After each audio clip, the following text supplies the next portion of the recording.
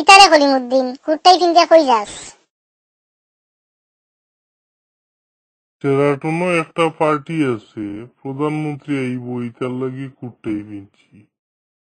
আমি একটু বালা তেল মারতে পারলেই আমারে মন্ত্রী বানাইলেইব। উবা তোরে একটা বুদ্ধি দেই, তুই খালি তার গরুর মানুষের প্রশংসা করিস, তাইলে কাম হই যাইব।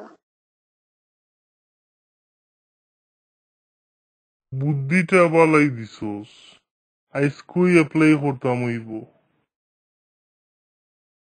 কিতারে কলিমুদ্দিন খরচ কিতা? এখানে খোলার বাকল ফলাইলাম।